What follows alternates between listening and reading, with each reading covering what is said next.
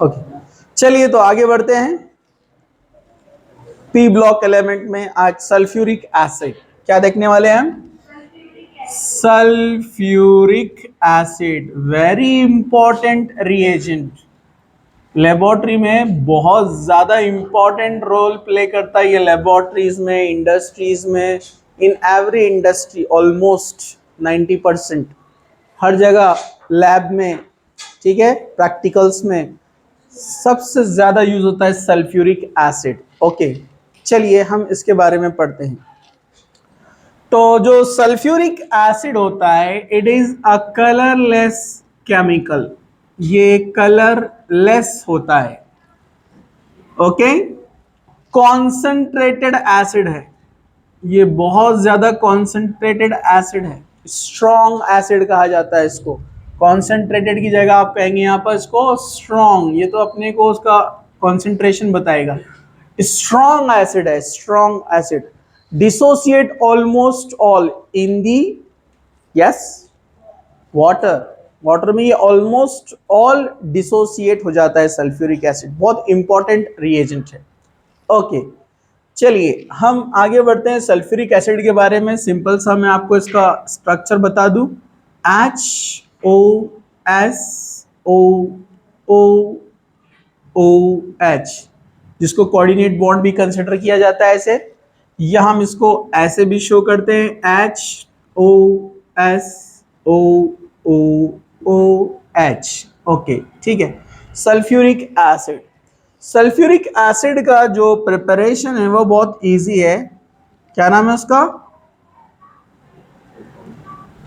भूल गए? हाँ, मैं समझ सकता हूं, contact process. Contact process very important preparation method, ये बहुत इंडस्ट्रियल लेवल पे यूज किया जाता है। इसमें 3 स्टेप्स होते हैं, ठीक है। सल्फाइड या सल्फर ओर को, सल्फर ओर या सल्फाइड को ऑक्सीजन के साथ हीट करते हैं तो सिंपली वो पहले फॉर्म करता है sulphur dioxide. Step number 1, preparation of sulphur dioxide. Step number 2, sulfur dioxide 2 moles again oxidize with dry air in presence of catalyst V2O5 vanadium pentaoxide। यहां पर एक SO2 को एक ऑक्सीजन मिलेगा, उसका ऑक्सीडेशन हो गया। दूसरे SO2 को भी एक ऑक्सीजन मिलेगा, वो भी SO3 बन गया। 2 moles of SO3।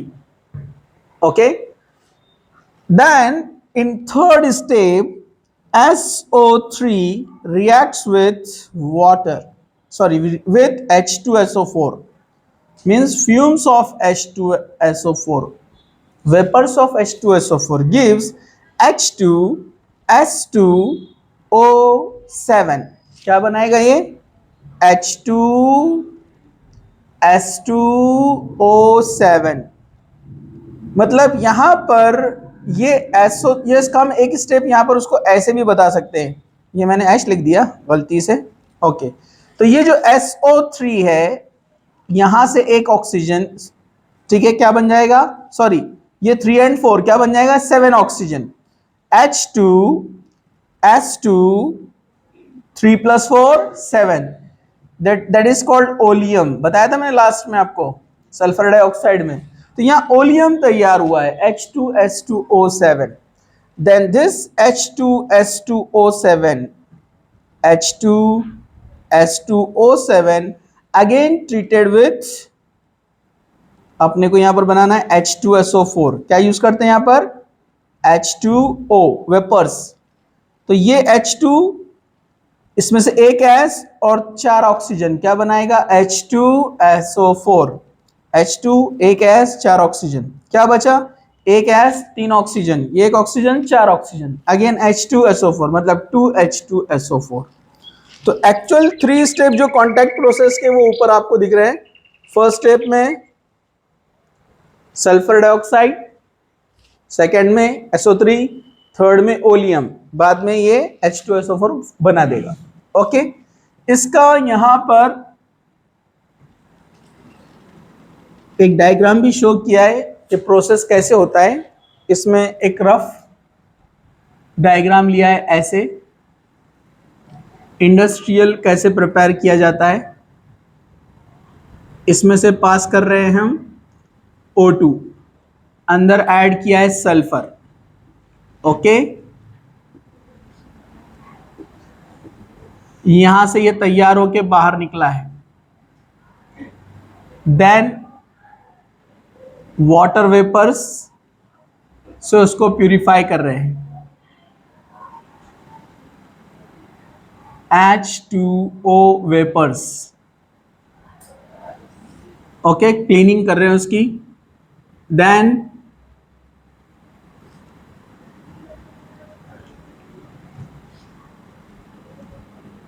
Drawing with H2SO4। अब यहां से H2SO4 वेपर्स पास करते हैं। ओके, इस तरह से उसको शो किया, एक रफ बता रहा हूं मैं। यहां पर, यहां जो हमने पास किया था वो इम्प्योर थे, sulphur dioxide, sulphur plus O2 क्या बनाया था, सल्फर डाइऑक्साइड। ये जो सल्फर डाइऑक्साइड यहां से यहां तक पास होके गया है, ये सल्फर डाइऑक्साइड अभी यहां पर क्या है, इम्प्योर है। Then this sulfur dioxide is passed through preheater and arsenic cleaner। ये arsenic cleaner होता है, फिर एक preheater बोल के होता है।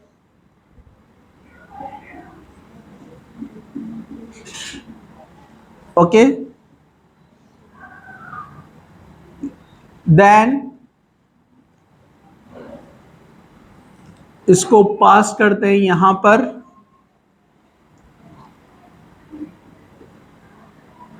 V2O5 के साथ में, V2O5 वेनेडियम पेंटाऑक्साइड। सो SO2 प्लस O2 यहां पर से जो आया है, अभी ये ड्राई स्टेट में है, ड्राई या क्लीन SO2 एंड O2, बाकी वेपर्स इधर रह जाएंगे, वाटर वगैरह जो भी रहेंगे। अब ये ड्राई SO2 और O2 मतलब फ्री फ्रॉम मॉइस्चर, ये आपस में इंटरेक्ट होते हैं यहां पर, ठीक है। फिर वो तैयार करते हैं सल्फर ट्राइऑक्साइड।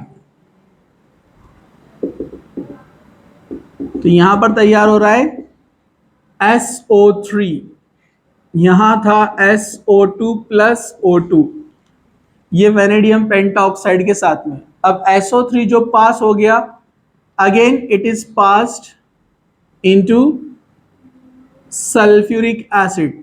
थोड़ा मेरा ड्राइंग थोड़ा अच्छा है, आप समझ सकते हैं। ओके, तो यहां पर तैयार हो रहा है ये sulphur trioxide and H2SO4 gives H2S2O7 means oleum. Okay, ये ओलियम तैयार हो गया। अगेन वाटर के साथ उसको ट्रीटमेंट करेंगे तो वो बन जाएगा H2SO4। ये जो स्टेप्स में हमने यहां पर बताया, कॉन्टैक्ट प्रोसेस, और ये है कैटलिस्ट V2O5। यहां पर एक और एक एडिशन आप कर सकते हैं, catalytic analyser, catalytic analyser. Okay, तो ये इस तरह से इंडस्ट्रियली उसको प्रिपेयर किया जाता है। एक्चुअल जो दिख रहा है वो अलग होता है, ये जस्ट एक रिप्रेजेंटेशन है, ठीक है। तो ये कॉन्टैक्ट प्रोसेस बहुत इंपॉर्टेंट है। और H2SO4 बॉइलिंग पॉइंट इसका 611 है केल्विन में। वेरी इंपॉर्टेंट रिएजेंट, बहुत इंपॉर्टेंट रिएजेंट है ये, या केमिकल कहेंगे आप इसको, वेरी इंपॉर्टेंट। ओके, किसी भी इंडस्ट्री में आप जाइए इसका यूज रहेगा बहुत सारे रिएक्शंस में। ओके, इसकी सिंपल अगर रिएक्शन मेटल्स के साथ में की जाए, रिएक्शन विथ मेटल्स, तो with diatomic metal direct reaction करेगा H2SO4 और बनाएगा MSO4। एक एग्जांपल डायटोमिक का, magnesium and H2SO4 gives MgSO4 और ये H2 लिबरेट हो जाएगा। ओके, वैसे ही अगर आप नॉन मेटल्स के साथ में इसका रिएक्शन करते हैं, नॉन मेटल्स जैसे सल्फर विथ H2SO4, तो ये ऑक्साइड्स बनाता है, सल्फर डाइऑक्साइड। यहां से सल्फर और 2 ऑक्सीजन SO2, बचा क्या H2 एंड O। कितने O है यहां पर? 2 ऑक्सीजन है ना, और हाइड्रोजन कितना है? 2। तो बैलेंस करना पड़ेगा उसको, अपने को क्या लेना पड़ेगा? सल्फर ट्राइऑक्साइड बनाते हैं इसको, सल्फर ट्राइऑक्साइड प्लस H2O। बाद में ये सल्फर डाइऑक्साइड में भी कन्वर्ट हो सकता है, SO2 प्लस ऑक्सीजन। ठीक है, कार्बन के साथ लिया आपने H2SO4, कार्बन डाइऑक्साइड फॉर्म होता है, plus H2O plus half O2। Okay, balance कर सकते हैं वैसे अपन उसको, ठीक है, रेशो चेंज करके। तो मेटल्स के साथ ये सॉल्ट्स फॉर्म करता है। आप कैल्शियम लेंगे तो कैल्शियम सल्फेट बनेगा, समझा आपको? अगर आपने सोडियम लिया तो Na2SO4, सोडियम सल्फेट। कैल्शियम लिया तो कैल्शियम सल्फेट। वैसे अदर नॉन मेटल्स के साथ भी ये रिएक्शन देता है इजीली, क्योंकि स्ट्रॉन्ग एजेंट है, react with almost all elementary reaction जितने सारे देगा वो, ठीक है, बेसिक एलिमेंट्स के साथ भी और मेटल्स के साथ भी बहुत अच्छा रिएक्शन देता है। ओके, तो ये हो गया इसका केमिकल प्रॉपर्टीज। ये इसका प्रोसेस हो गया प्रिपरेशन सल्फ्यूरिक एसिड का। यूजेस आप सिंपली देख सकते हैं, ये एक क्लीनिंग एजेंट है क्योंकि स्ट्रॉन्ग है, एक अच्छा क्लीनिंग एजेंट है। दूसरा ऑक्सीडाइजिंग एजेंट है, हमने KMnO4 में यूज किया, K2Cr2O7 में यूज किया, याद है ना आपको? तो ये क्लीनिंग एजेंट हो गया, ऑक्सीडाइजिंग एजेंट हो गया। H2SO4 कहां पर यूज किया जाता है? इलेक्ट्रोप्लेटिंग में यूज करते हैं हम, इलेक्ट्रोकेमिस्ट्री में देखा ना हमने, एसिड के अंदर लेते हैं हम उसको, यूज करते हैं। इसी तरह हम इसको बैटरीज में यूज करते हैं, बैटरीज में याद है आपको, लेड एक्यूमुलेटर, लेड एक्यूमुलेटर जो बैटरी थी अपनी, पीबी और PbO2 इलेक्ट्रोड्स उसमें लिया था, वहां पर भी H2SO4 बहुत इंपॉर्टेंट है। मेन रिएक्शन उसी के अंदर होता है जिसमें PbSO4 बनता है। क्या आपको याद है? क्या आपको याद है?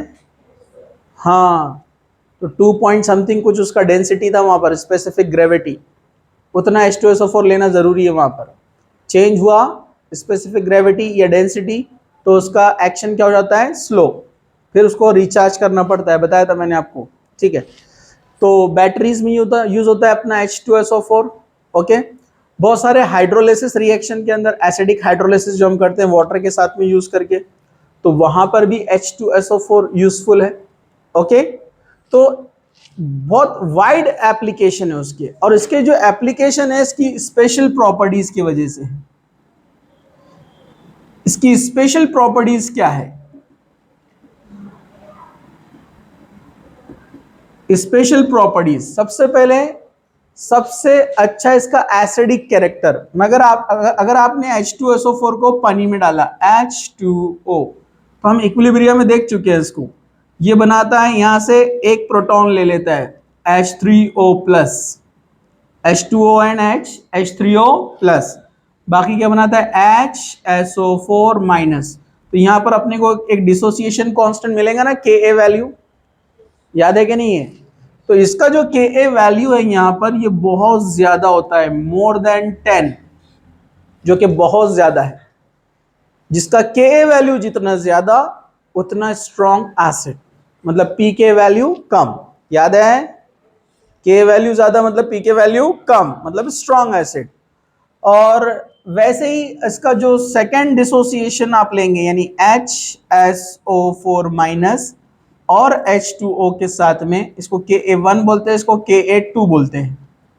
तो ये अगेन ये H यहां पर ले लेगा H2O, तो बनाएगा H3O plus and SO4 2 minus.